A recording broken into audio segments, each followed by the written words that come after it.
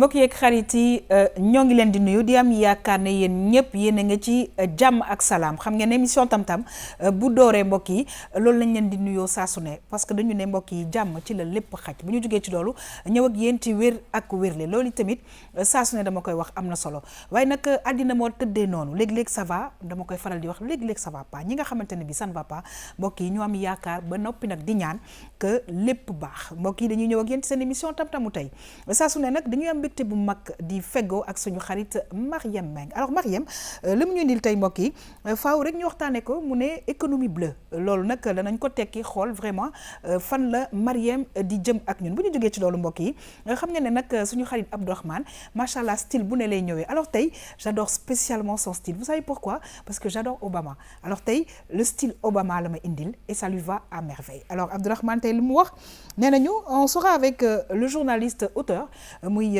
Fadel Lo nga xamante ne moom moo bindoon livre boobu ngeen gisoon ci Thione Seck waaye nag dinañu gis élément wu beneen auteur boo xamante ne bi yoon jigéen la Fatima Diallo muy auteuru Cri sous la peau mbokk yi bu ñu jógee ci loolu dañuy yegg si nag ci musique d'ici et d'ailleurs ànd ci ak suñu xarit Del Malick alors Del Malick nee na musique d'ici et d'ailleurs fu ne non seulement ici au Sénégal mais aussi à l'extérieur bi yoon nag dañu waaxu ba Mbour mu nekk ville bu nga xamante ne bi aussi côté culturel bi dañ fay yëngatu bu baax a baax ñu dem xooli benn artiste bu ñu duppee Si Mouha alors vue sur la toile xam nga ne dafay am ci émission bi waaye nag dañuy kontaan saa su ne ci képp ku nga xamante ne bi mbokk yi da ngay nekk suñu invité alors dañu ciy nuyu bu baax a baax ki nga xamante ne bi sànq maa ngi koy wax Fadel Lo nekk journaliste am téere bu am solo bu mu bind ci le grand Thione Ballago Seck waaye nag tey dañuy recevoir ku nga xamante ne bi daf fi toogal ñi nga xam ne dañu bokk ci association hémophilie parce que journée internationale bi suba la mbokk yi incha allah dinañu am waxtaan bu am solo bu ñu seq ak moom waaye ma def rek lu dul dem régie dellu si waat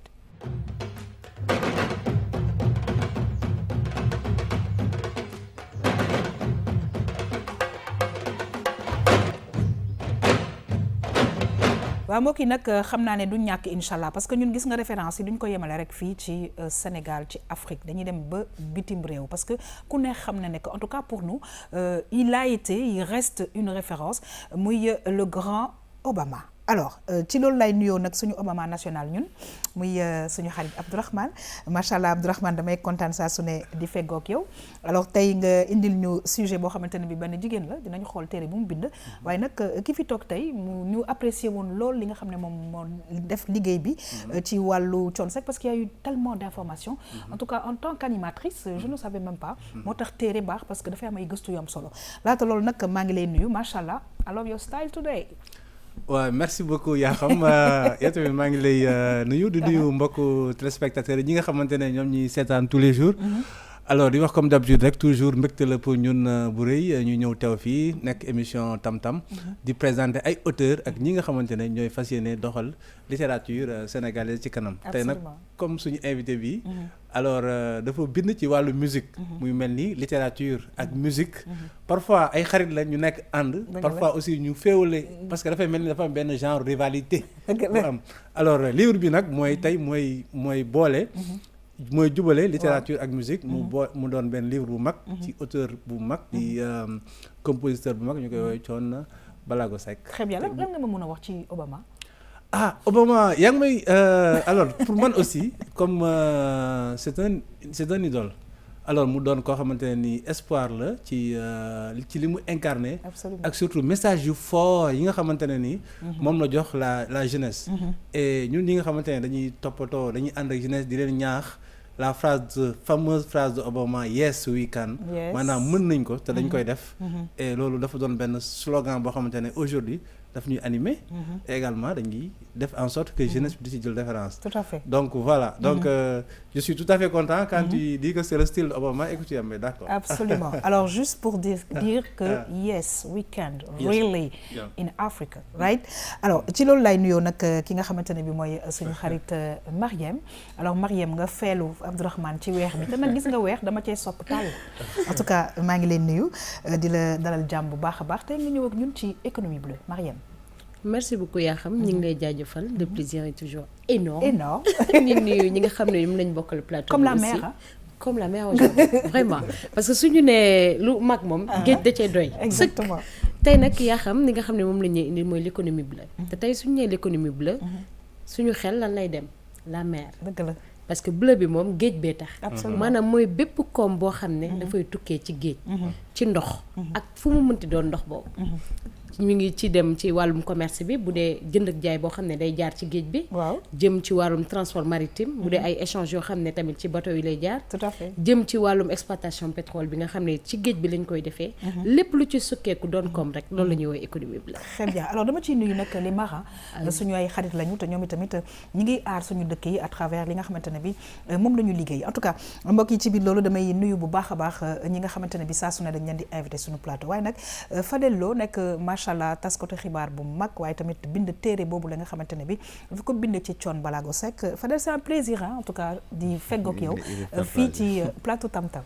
plaisir bi c'est partagé parce que samay xarit laa fi fekk samay naataango. absolument Abdourahmane respecté naa ko trop naw naa liggéeyam trop te jàpp na ci parce que keroog ci cérémonie lancement ba il est tellement engagé que moo fa njëkk. tout à fait ça c'est des choses c'est moom bien. xëy na jàpp ko mais man ça me va droit au cœur parce que super. yëg la aussi quoi Tout à parce fait. que maak moom ñoo bokk liggéey bi bu ko Dëgg ci la. neexoon loolu du ko ci fekk dëgg la dëgg la. loolu moom xëy na fàtte na ko mais man jàpp naa ko moo falaa tax ko def lu fekk baax ça rek m'a moo fait wóor. énormément plaisir ah super. te boobu ba léegi mu bàyyiwul li mu def rek doy na seetaan naa ko ça suffit largement mais doyul daf ma ni il faut nga ñëwaat encore ci plateau bi kon cër la dama koy remercier Dëgg yow la. moom sama sœur nga depuis Yàgg na, Michael dëgg la. yàgg na Yàgg na. donc c'est toujours un plaisir ma ñëw fii sama kër la daal yaakaar très bien naa. alors good job good job alors dañuy nuyu nag ki nga xam ne moom mooy Ismaïla Samba bokk ci comité d'organisation bu association sénégalaise ci ñi nga xamante ne bi dañu am hémophilie muy feebar boobu nga xamante ne bi dinañ ci waxtaan dans quelques instants Ismaïla maa ngi lay nuyu di la dalal jàmm di kontaan wax dëgg yàlla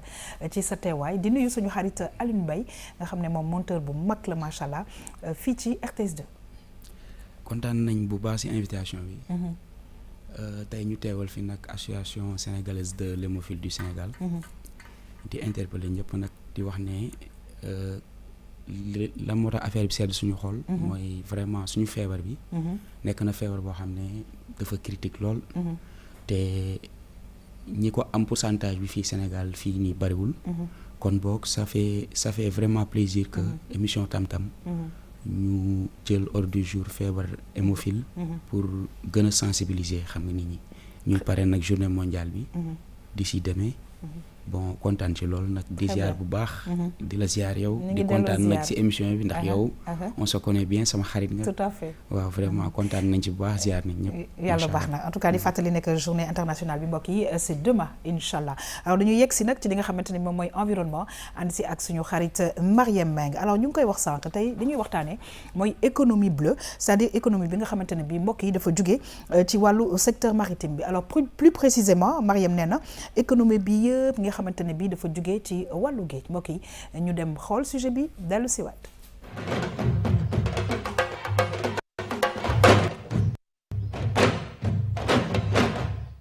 économie bi la nag soo koy wax mooy lépp loo xamante ni mu ngi jëm ci koom-koom bi jëm ci biir géej lu jóge ci biir géej mën nañu wax napp gi parce que boo xoolee Sénégal napp gi lim fi dugal ci économie bi bari na parce que mooy premier secteur économie en termes d'exportation 25% exportation yëpp ci jën la mooy aussi contribuer lu bari ci sécurité alimentaire mooy premier pourvoyeur protéine dite animale boo jógee ci napp gi nga dem ci transport maritime boo xoolee échange yi nga xamee ni moom la ñuy def marchandise yëpp ci monde bi ci dëkk entre dëkk ci géej lay jaar 90% des échanges mondiaux ci géej lay jaar donc transport maritime bi lu am solo la te loo xamante ni koom-koom la buy jóge ci géej te booy xool Sénégal am nañu port boo xamante ni port bu ñu ràññee la ci Afrique de l'Ouest donc ce qui veut dire que mën na accueillir bateau yu mag yuy dem di ñëw boo jógee ci transport maritime bi nga dem ci aquaculture aussi mooy nappum jën bi li nga xamante ni aussi alternative bu crédible la bu ñu mën a wax ci bu napp géej bi boo jógee ci aquaculture nga dem ci tourisme aussi koom-koom buy jóge ci géej la loolu yëpp économie bi la ñu bëri dañuy wax ni koom la maanaam danoo bëgg jëfandikoo lépp luy ndox muy géej gi muy dex yi muy déeg yi fépp foo xam ne ndox dafa ne ndaxte bu ñu xoolee ci activité économique maanaam koomu réew yi nga xam ni dañoo am ndox ci seen diiwaan activité commerciale xaw ma nuñ koy waxee mais maanaam weccante koom gi daal diggante réew ak réew lu ci bari ci ndox mi lay jaar te boo xoolee développement bi ñuy wax en général dañuy créer richesse maanaam dañuy fexe ni ñu am alal waaye am alal googu wàññiwul ndóol gi ñun léegi économie bleue dafa war a fexe ba nga xam ne alal bu amee ñëpp gis ci seen bopp. donc sooy xool économie bleue vraiment mooy développer lépp loo xamante ni suqali na ci dugg na ci géej muy ressource minérale muy ressource halieutique te xam nga ressource halieutique am na solo lool ci monde bi ci moo tax suñu jógee ci Nations Unies ñu ne géej bi dañ ko war a farataal préserver ko pour la santé des mers et des océans ak aussi lu jëm ci sécurité alimentaire ak lu jëm ci transport maritime loolu yëpp tax na ba moo ñuy permettre ñu atteindre ODD 14 xam nga am na 17 objectifs de développement durable yi nga xamee ne moom la Nations Unies fixé pour le monde pour l'humanité 17 objectifs yooyu ODD 14 bi nag moo jëm ci lu jëm ci sell ak suqali lu jëm ci géej ak océan ci la économie bi la jógee léegi nag dëkk yëpp war koo liggéey pour suqali économie boobu ba Union africaine aussi am agenda 2063 ba nga xam ne am nañ vision boo xam ne c'est pour une économie bleue durable florissante sécuritaire et responsable.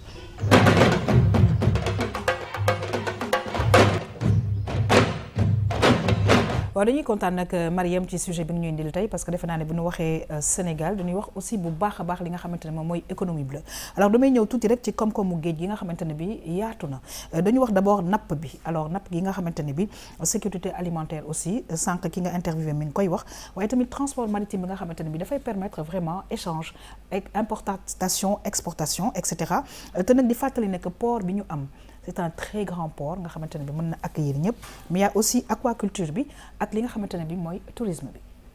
effectivement yaa xam parce que bu ñu nee économie bleue rek économie bi déjà koom la. kon lépp loo xam ne rek mi ngi doon koom war a sukkalikoo ci géej. daf koy concerner. parce que tey bu ñu waxee wàllum pêche gis nañ secteur pêche place bi nga xam ne moom la occupé fii ci Sénégal kon dañuy wax ne. lépp loo xam ne rek mi ngi tukkee ci wàllum napp gi tamit ci économie bleue la bokk muy koom bi léegi napp gi nag Sénégal it gis nañ it yenn jéego yoo xam ne mi ngi koy def it ci wàllu exportation te li ci ëpp ci bateau yi lay jaar kon loolu tam mooy côté maritime échange yeeg yooyu yi nga xam ne it économie bleue am na si doole bu bëri leneen da nga xam ne tamit ñu ngi koy bàyyi xel mooy wàllum aquaculture pêche bi nga xam ne dañ koy def tamit foofu dañ koy def ci surface yu limité yoo xam ne it dinañ ko sàmm mais liñ naan économie bleue dafa bokk ci 17 objectifs de développement durable yi oui mais moom objectif 14 bi moom ODD 14 bi moom la concerné te li ci ëpp mooy ODD 14 bi lan lay wax dañuy fexe ba xool li nga xam ne moom lay jëfandikoo ci géej bi naka lañ koy jëfandikoo mu doon partage équitable ba pare ak nan la ñuy def ba di leen sàmm d'accord parce que tey bu ñu xoolee ni tey wàllum secteur pêche bi tey yaa xam am na yenn pêche yoo xam ne dañ koy tere mooy pêche poisson juvénile yi maanaam yenn jën yi nga xam ne ni mataguñu te jën yooyu tey boo leen mbaalee dina am yenn xeetu mbaal yoo xam ne boo ko utiliser sànni ko ci géej gi lépp ngay jëlandoo mënoo xam bu ndaw ak bu mag mais tey dañ leen di bàyyi dañ naan surface bii nii waruñu fee dem parce que am na ñu fa dugg ba xayma ko ba saytu ko ba xam ne fii ay poissons juvéniles ñoo ci nekk donc dañ leen di bàyyi ñu reproduiraat ba màgg ba ñu mun leen napp mun leen a jëriñoo loolu yëpp it dafa bokk ci xeetu sàmm économie bleue bi absolument bu weesoo loolu it ñu ngi jëm Sénégal ci vers l'exploitation du pétrole et du gaz te exploitation pétrole du gaz soo ko waxee maanaam fi ñu toll nii li ñu découvrir fii ci Sénégal mooy wàllum pétrole offshore te pétrole offshore boobu mooy pétrole bi nga xam ne moom moo nekk ci géej gi te pour nga exploiter pétrole boobu ay plateforme ngay def ci géej bi léegi plateforme yooyu nga xam ne moom ngay mën a jëfandikoo ba mën a utiliser pétrole boobu ci biir géej bi nga koy def donc dañuy xoolaat saytu ba pare ci normes environnementales yi xool ndax dinañ bàyyi xel espèces yi nga xam ne moom moo nekk ci biir géej bi te espèces yooyu ndax tey exploitation pétrole du ko yàq cela veut dire que ni dañuy xool benn zone boo xam ne dañ koy limiter zone boobu dootul doon zone de pêche parce que installé nañ fa ay plateformes yoo xam ne moom moo ñuy permettre ñu exploiter pétrole offshore bi mais dinañ bàyyi ay distance yoo xam ne dinañ ne fii mën ngeen fee nappee kon ce qui veut dire que exploitation pétrole boobu tam du yàq dara ci ñi nga xam ne ñoo nekkoon ci géej bi ak koom-koom bi nga xam ne moom la ñuy wuti loolu yëpp mu doon ay jumtukaay yoo xam ne dañ koy def pour préserver loolu nga xam ne moom la ñuy tuddee l'économie bleue. Très bien alors Abdourahmane sànq mi ngi koy wax Mariem du yàq mais moi je pense que li nga xamante ne moom mooy pétrole bi dina am yu bëri yu muy indi de waaye dina am aussi yu bëri yu nga xamante ne bi dina ko xaw a gàllankoor parce que comme elle a si bien dit plateforme yi dafay exister donc dañuy délimiter un tout petit peu l'espace boo xamante ne bi dañ ciy pêcher donc je pense qu'il y a aussi des études qui sont en train de se faire pour pêcheurs yooyu li nga xamante ne bi bon suñu naree am problème ils seront quand même indemnisés. Oui je pense que ne thème bi dafa doon thème bu am solo liñ naan concept blue economy ou bien économie bleue dafa doon benn concept boo xamante ne bu bees la et nit ñi de plus en plus ñu ngi ciy gën a bàyyi xel. Absolument. Alors rawatina fii ci Sénégal nga xamante ne nag suñu pétrole bi pétrole offshore la maanaam comme ni nga ko waxee sànq ci biir géej gi la nekk et parfois dafay sori ci biir géej gi alors je pense que mos nañu am fii benn invité bu nekkoon conseil économique social et environnemental Monsieur Dia. alors monsieur Dia nee na ci biir revenu pétrole yi sóoraale nañ ñi nga xamante ne ñoo nekk ci zone yi nga xamante ne fa ñuy exploiter pétrole yi am na dina am ci ñoom incidence lu mel ni ay Kayar donc loolu ça veut dire que ne ñi ngi koy sóoraale jar na bàyyi xel mais li ñu aussi war a bàyyi xel mooy ñun Sénégal exploité guñu li nga xamante ne moom la ñuy war a mën a jëlee ci géej gi yëpp maanaam richesse bi nga xamante ne moom la ñu parce que am nañ 700 kilomètres boo xamante ne dañ jàkkaarloo géej gi le littoral alors liñ ci war a mën a def yëpp parce que du napp rek mais terme d'infrastructure wax nañ ko sànq ci tourisme wàllu et cetera wàllu sport wàllu et cetera lu ci bari li nga xamante ne nii war nañ ko mën a def pour développer lii moo xamante ne moom mooy économie bleue alors mu war a am également ay écoles ci wàllu formation. Absolument. ay jeunes ay ndaw ñu war a tàggat parce que ñun bul fàtte nañu am population bu ndaw boo xamante ne dañuy màgg dañuy dem di soxla liggéey alors lii nga xamante ne nii moom la ñuy exploiter géej nga xamante ne c'est encore traditionnel très traditionnel parce que boo xoolee 80% des débarcations c'est la pêche artisanale traditionnelle maanaam loo cay dem géej dellusiwaat alors que boo jëlee exportation du Sénégal wax na ko sànq presque un tiers bi ci géej gi la jógee. Très bien. Alors ça veut dire que foofu am na benn valeur ajoutée bu ñu fa mën a am en terme d'emploi en terme de création de richesse boo xamante ne suñ ko jaaralee ci wàllu ci formation ak ay affaires yu formelles dañu mën a indil lu bari. Alors comme ni nga ko waxee Mariam je pense que loolu dafa nekk ci secteur yëpp c'est-à-dire que bon ñi ngi y a des efforts yu nga xamante ne bi def nañ ko mais je pense que laaj na aussi yeneen i gëstu parce que comme ni mu ko waxee mën nañu gën a exploiter.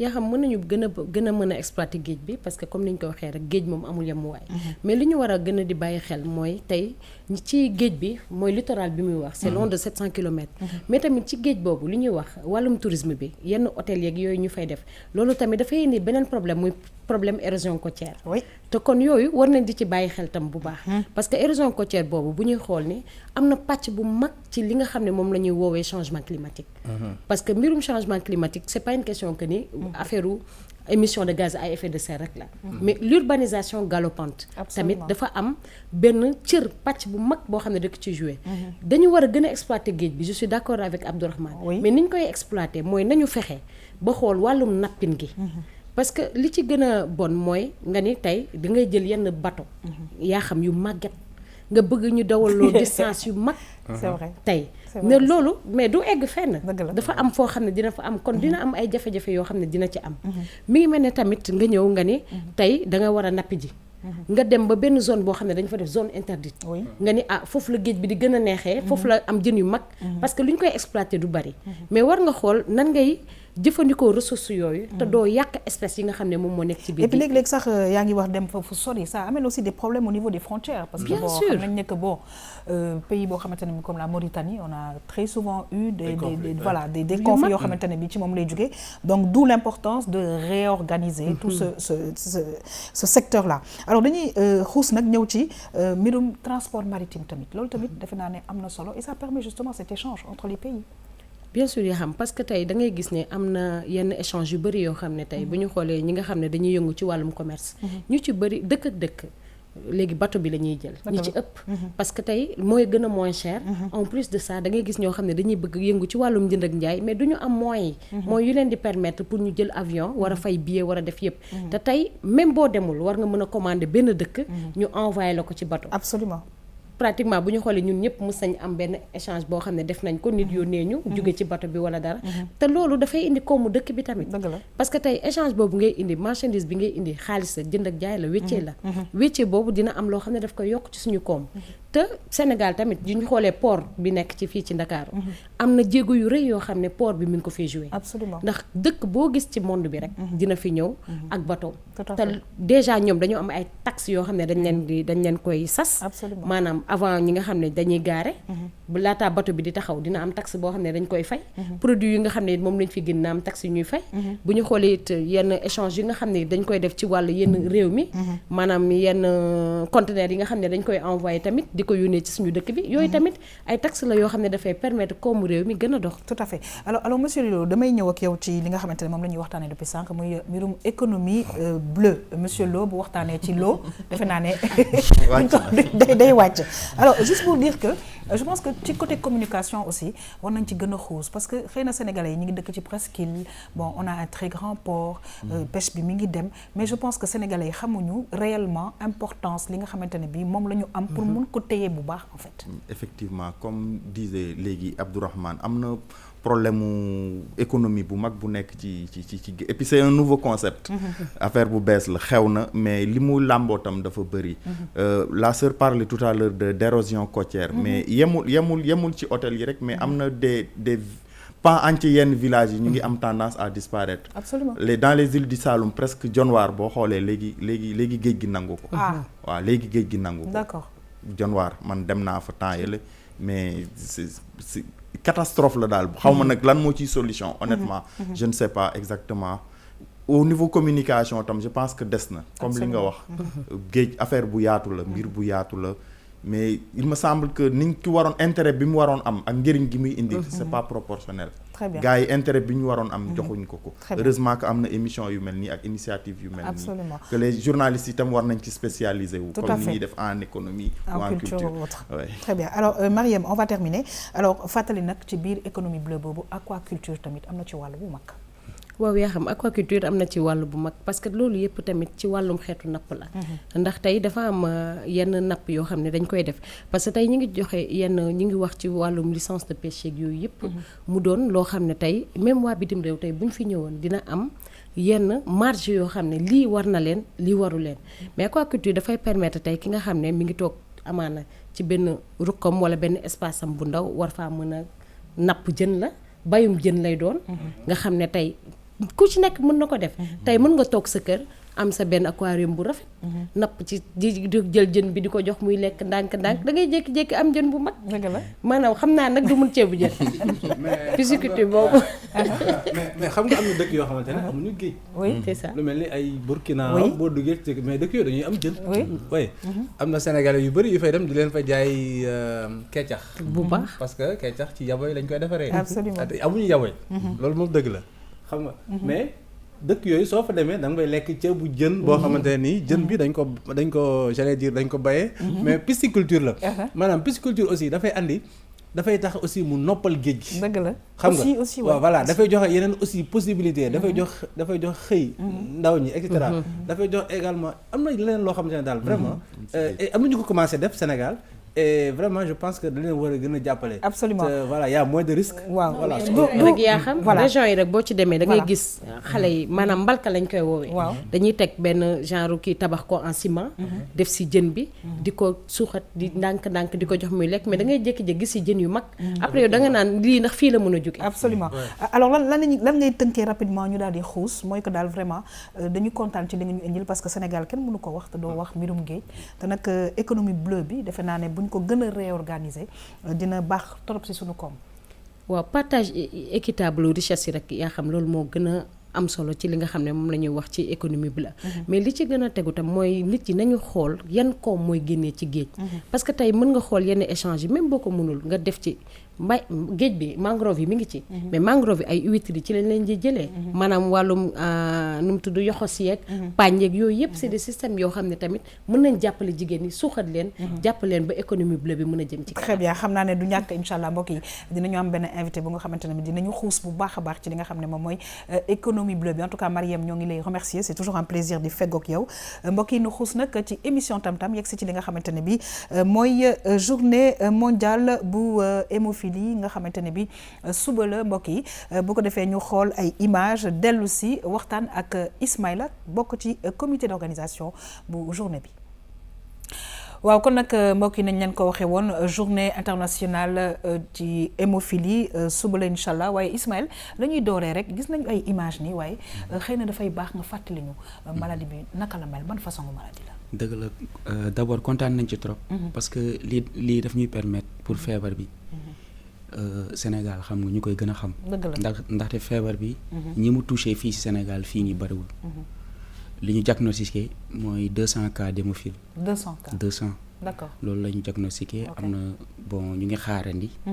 ndaxte feebar bi dafa nekk loo xam dafa délicat trop. parce que genre défaut de coagulation. ok boo xamante ne kayo bi war a am ci sang bi. tey soo daggoon tey ngay nàcc. war na am benn kayo boo xam ne mooy peut-être stopper sang bi. d'accord léegi hémophile pièce boobu lay manqué. xam nga ok te loolu li koy saafara. mooy am nañ ci peut-être sant yàlla ay jumtukaay yoo xamante ne. ay facteur 8 et 9. d'accord yoo xamante ne. dëkku tubaab yi lañ koy amee. ñoo ñu koy indil. ñu déposer ko au niveau du centre transfusion sanguine. d'accord xam nga pour ñu koy defal intraveineuse. intraveineuse en cas de saignement.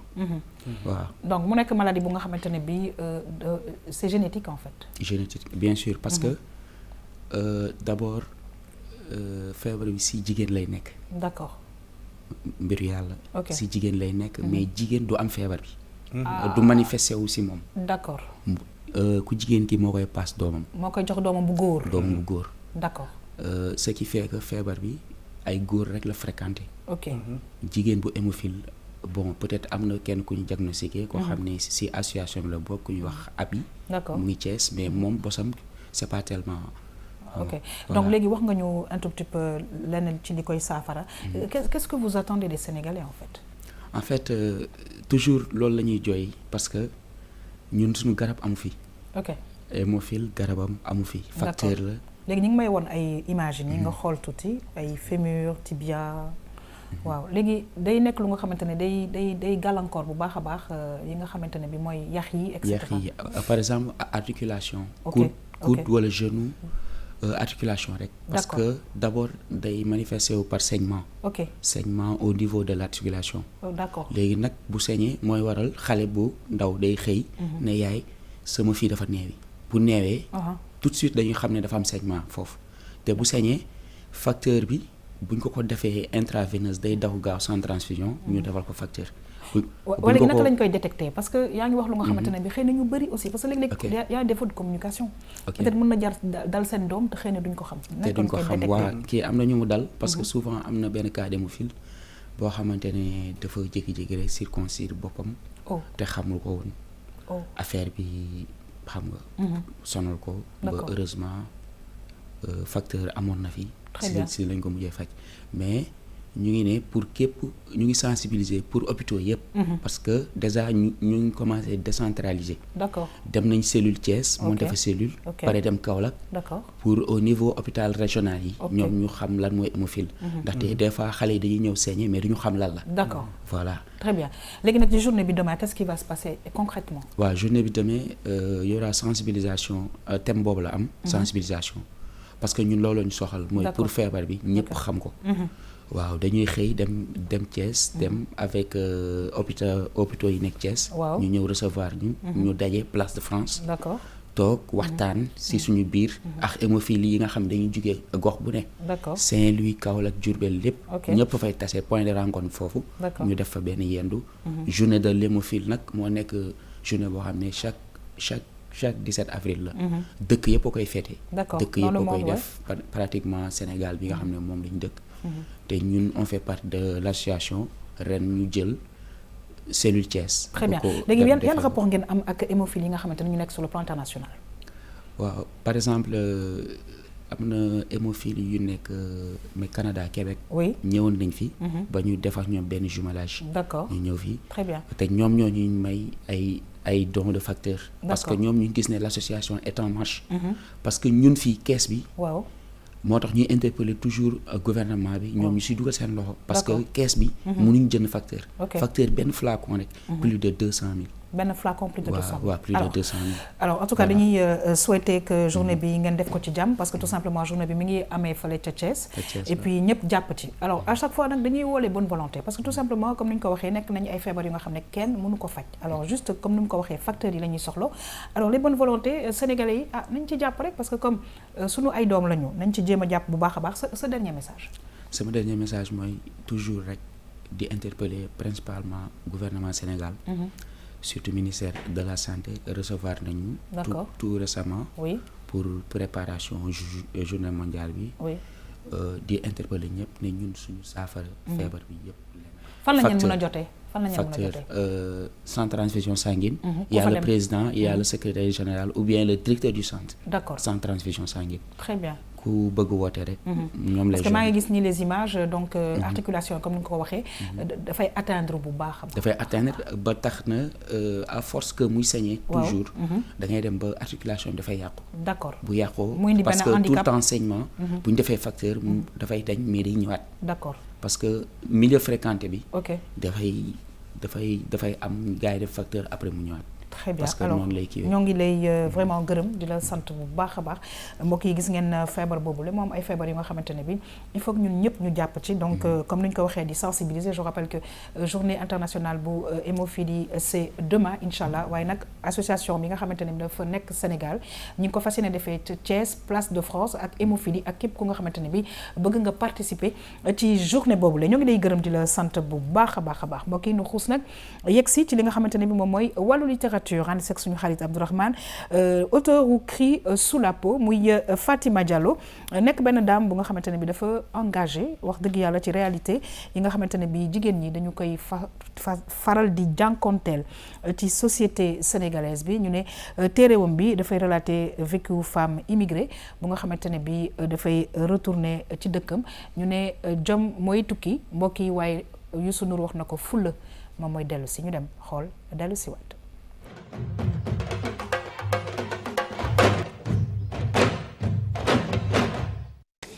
Puissent les hommes et les femmes d'Afrique, tels des Gaïas, se défaire des étreintes mortifères.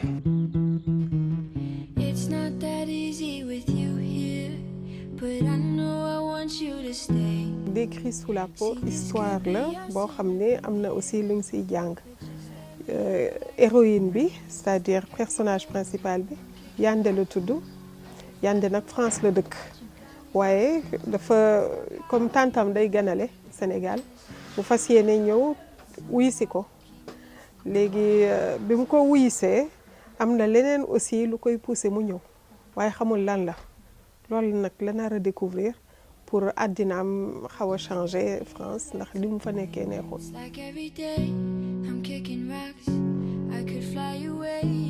enseignement bi siy jàng mooy que nit ki pour nga màgg xam nga première phase u Des Cris sous la peau daf di xale bu am ñeent fukki at ak juróom xale nag du am ñeent fukki at ak juróom ku am ñeent fukki at ak juróom dootul xale mais bu fekkee màggoo munoo am choix munoo def ni mag ñi di def daanaka xale ngay doon. But if you love me just like the way that I love you, I wouldn't mind a little. ñi ma influencé mooy Awa Thiam ñi bind en 1978 La parole aux négresses muy Mariama Ba ak Une si longue lettre ak ñeneen Fatou Diom ak les romanciers du 19e français. livre bi li ko indi mooy dañu toogoon ba benn moment Sénégal mu am ay polémique daal ci mbirum jigéen yu bari dañ leen daan dóor di leen toroxal te ba pare daanaka société bi mel ni lu nekk complice affaire bi daal yéeg sama kaw bopp bi ma ne il faut ma bind ci. bii moom dafa nekk comme benn parenthèse ci yeneen yi ma daan bind. Now give it to me, 'cause everywhere you go, I'll follow you.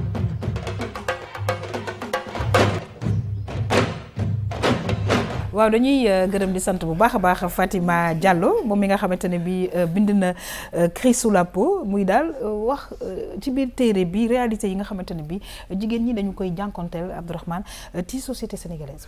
waaw mu doon Fatima Diallo madame Ba alors mu doon nga xamante ne ni moo bind livre bi des Cri sous la peau moom wax na ne alors mi ngi am livre mi ngi ko bind un peu sur le tard maanaam mu nekkee mag. c'est son premier roman. mu doon koo xamante ne nii dafay jàngale français prof de français la. alors wax na ne ñi ko influencé moom mooy ay yu mel ni ay comment ça s'appelle Aminata Sow Fall. ay Mariama Ba. nga xamante ne ñoom ñoo bind Une si longue lettre. moom mu doon muy dolli lii nga xamante ne moom moo fi am ci littérature sénégalaise. te ñu jagleel ko jigéen ñi. te muy wax ci condition féminine et alors. te roman bi ko njëkk a andi bi ko gën a firnde moom mooy roman Awa Thiam boobu mu tuddee ko parole aux négresses. donc génnoon en 1978.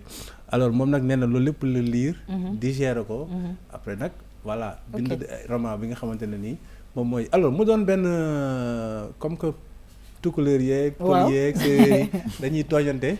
mu doon écrivain boo xamante ne pël la wala tukulóor la mais. Comment ça s'appelle héros mi wala personnage am yi ay séeréer lañu. donc mu doon cousinage à plaisanterie.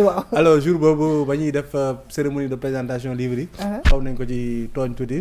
donc muy woy nekk donc Sénégal. littérature rôle bi muy joué. pour boole askan yi. ak waaso yi et cetera pour woy ne dëkk bi vraiment benn la.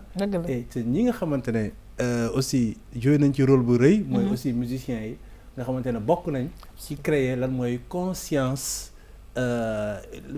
peuple sénégalais di leen conscientiser ci ay li nga xamante ne moom la ñuy jànkoonteel comme ay difficultés di leen yee di leen yar wala di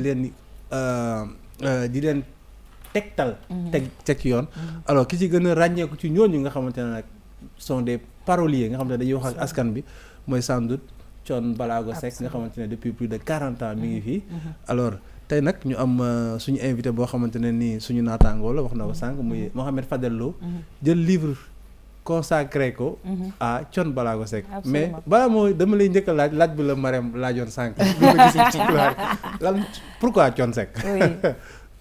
c'est un choix il faut expliquer. Ouais, c'est un choix un peu subjectif quoi quand même. baal leen ma de olof bon parce que man sama thèse bi may def sama thèse ISIC DS en communication j'avais choisi stratégie de communication d'une vedette de la chanson. D'accord. J'ai choisi Thione Seck quoi.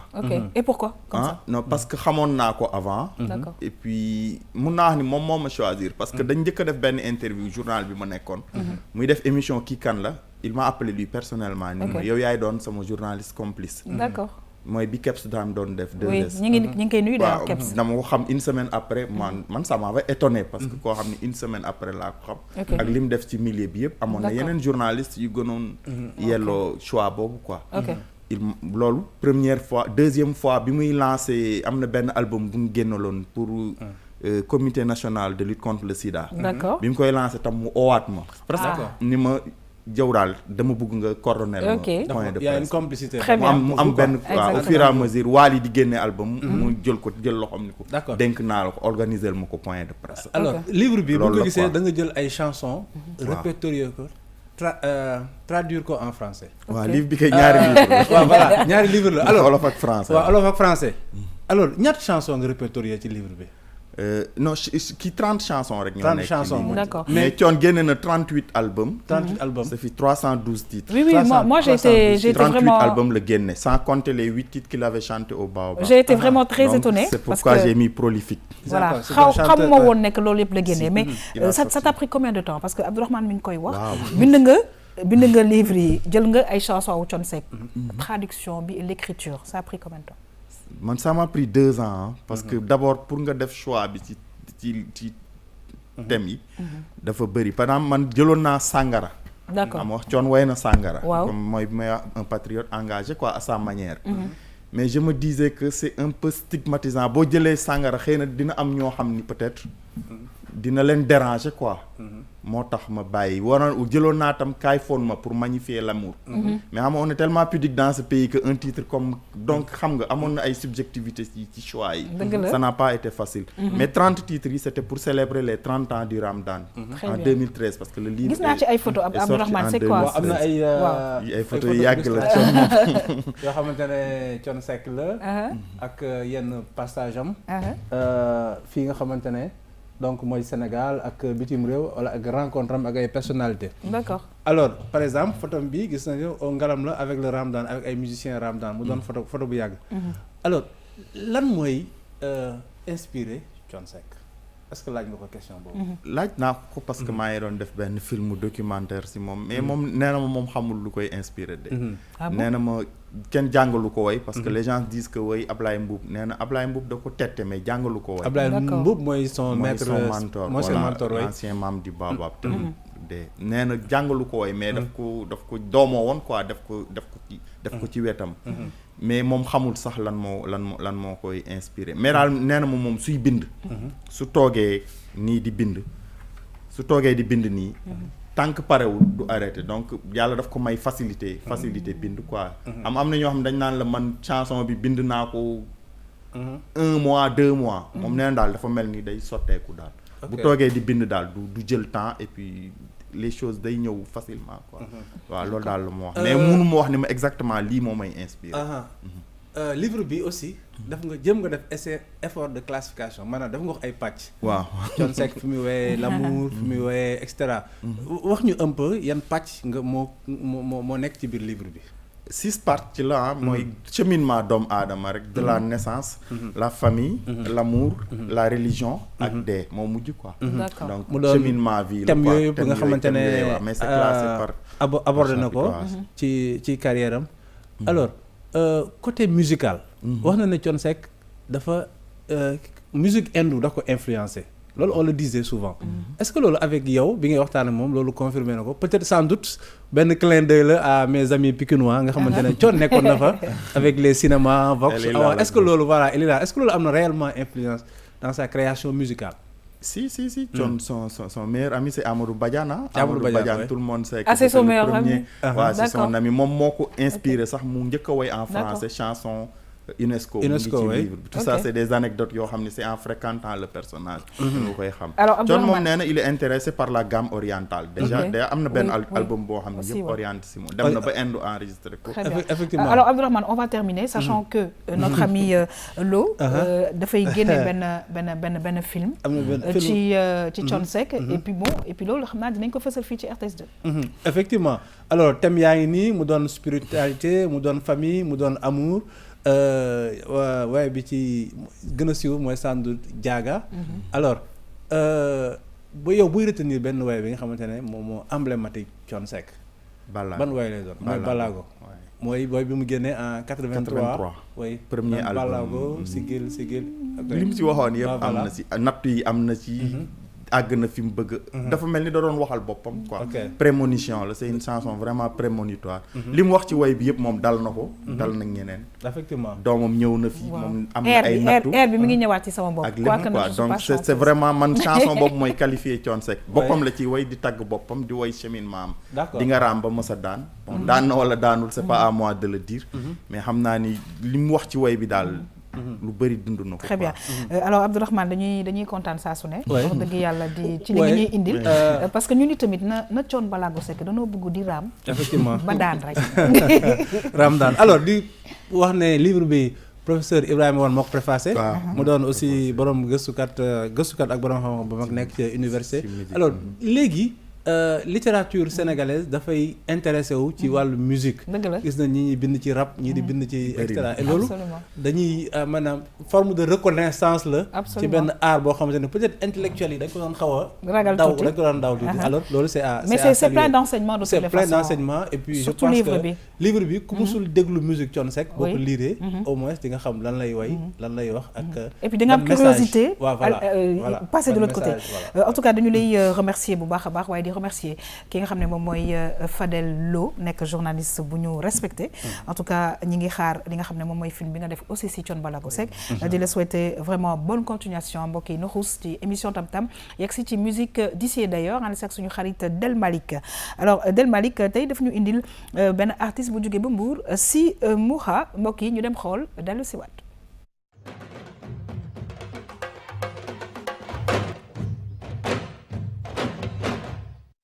mbëggee la ma wéetal mbëggee la ma mën a wéetal xale bi lee yow yaa ma mën a wéetal yaa may wéetal maa ngi nekk ci sama début carrière 2017 bokk ci groupe bu ñuy wax B2F Mbour depuis lors ñu nekkoon nag ci benn école muy institut islamique di def ay animation yu bëri ci loolu nag ci lañ inspiré wu formé ab benn groupe bu ñuy wax B2F nag di best friend family ci loolu noonu nag ci laa nekk di téye ci groupe bi ay chœur ak refrain ak yooyu noonu ci biir léegi nag après ci laa décidé man ma demal sama bopp au niveau tamit teewul maa ngi ci groupe ba léegi mais di def samay propre morceau wàllum maternel am na sama benn maam boo xam ne ñu gën koo xam ci Moussa Ngom moom mu nekkoon au niveau de Gambie moom mu ngi nekkoon doon yëngu ci woy bi ak ñu bëri ñoo xam ne tamit peut-être ñu ngi ci woy bi ñooñu daal laa xam ni peut-être ñoom ñu ngi ci woy bi toujours sama musique wala su may single dafay basé wu ci thème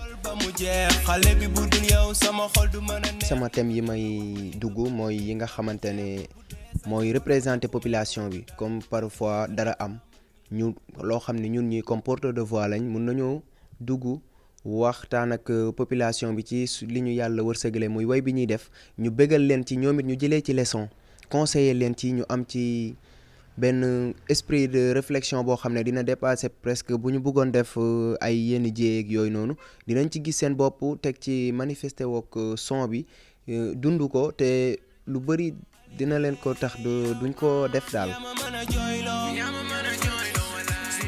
musique bi fi ñu toll nii ci laa concentré wu mais de toute façon après musique bi am naa benn liggéey bu may def muy wàllum audiovisuel maa ngi ci yëngu bu baax a baax nekk promoteur MT production. single bi moom dafa nekk single tout simplement que nekkul album wala projet album mais nag incha allah bëgg nañu album te d'ici bientôt incha allah dinañ taxaw ci wàllum album beeg yooyu noonu. mais single bii nii moom dañ ko génne pour bégal fans yi ñu xam ne au moins am nañ seen doom benn sénégalais boo xam ne mu ngi ci benn rukkam di job benn musique boo xam ne c'est extraordinaire quand même. sama parents yi ci wàllum yaay ak papa ñoom ñëpp toujours dañ may naan lépp loo mënti def rek jiital ci fulla ak fayda ñoom tamit ñu ngi may soutenir ak sama entourage ñëpp ñu ngi ma ci jàppale bu baax a baax. samay son lu mu laaj rek musique yi bu laajee sax ay fitasu dinañ ko ci def l'essentiel li mu laaj rek lañ ko koy jox.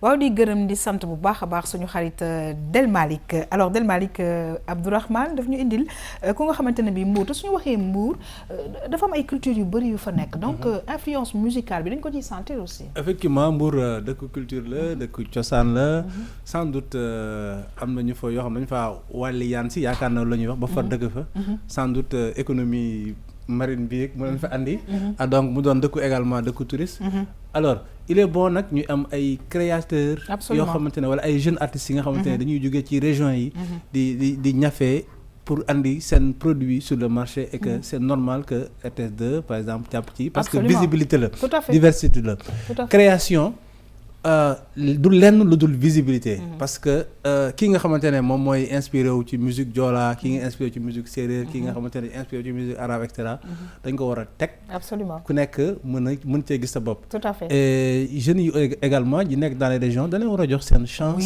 pour également ñu progresser émerger et cetera et puis ñu ngi góorgóorlu aussi voilà ñu ngi góorgóorlu ci biir kii bi alors Abdourahmane ci loolu laa lay tàggoo parce que tout simplement dañuy faral di wax ne que musique dafay yeete te yaakaar naa ne tey ki nga ñu indil xàmmee ne musique gu Thione Seck musique buy yeete la te je pense que on appelle justement ces artistes là nga xamante ne bi nañu góorgóorlu ba am lu ñu fi bàyyi parce que ndono dafa am solo waaw ñu lay fàttaliku ci lu baax waaw effectivement yaakaar naa ne soo génnee juróomi enfin soo bëggoon bind am na musicien yoo xamante ne aujourd'hui soo bëggoon bind si ñoom livre dina jafe trop parce que doo xam looy bind parce que amuñu message et Thione Seck également dafay rappeler ne sans doute Thione Seck ak Ndiaga Mbaye mooy ñaar ñi nga xamante ne vraiment ñoom ñoo incarné la parole sénégalaise dans la musique maanaam parole boo xamante ne dafay yee dafay yedd dafay yeewu xel nit ñi et cetera donc loolu soo dindee Thione Seck dindi si Ndiaga Mbaye